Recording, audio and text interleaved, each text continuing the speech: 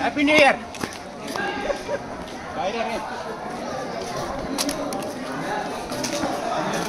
ఆయనే వెలుగై ఉన్నాడు. లోకాన్ని ఏమైనా మరొక మాట చూడండి, బైబిల్ గ్రంథం జ్ఞాపకం చేస్తాం.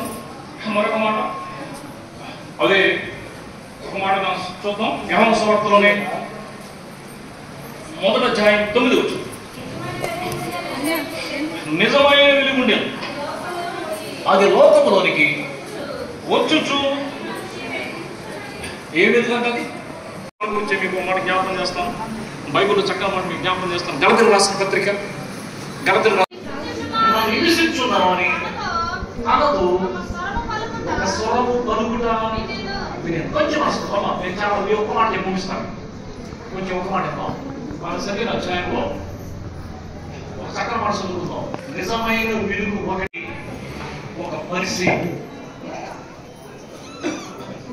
సౌలు ఎవరంట? ఒక పరిసయుడు. సౌలు అంటే ఎవరు? పరిసయుడు.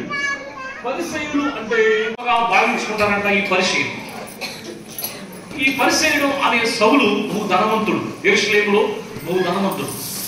అంతేకాదు బాగా చదువుకున్న పాండిత్యం కలిగిన వ్యక్తి, రోమా సామ్రాజ్యంలో అధికారం కలిగిన వ్యక్తి ఈ సౌలు.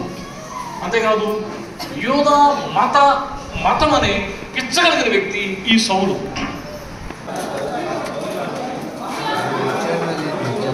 కూడా తీసుకురావట్లేదు అసలు.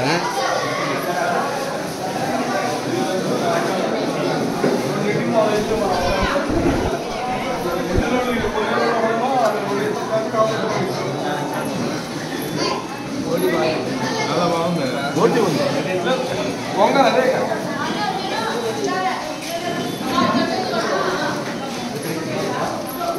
వైట్ రైస్ వచ్చాడు.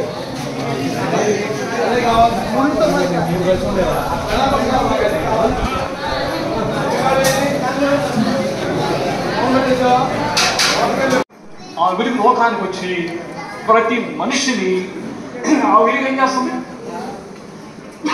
వెలిగిస్తున్నారు. ఏ వెలుగు? నిజమైన వెలుగు ప్రతి మనిషిని ఏం చేస్తుంది? వెలిగిస్తుంది. అంటే యేసు ప్రభువులో ఏముంది? వెలుగు ఉంది. ఆ వెలుగు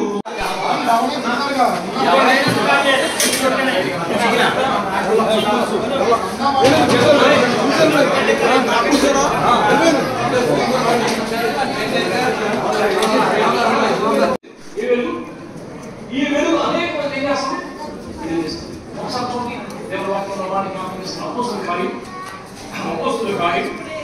9వ అధ్యాయం 3వ వచనం. అపోస్తుల కార్యం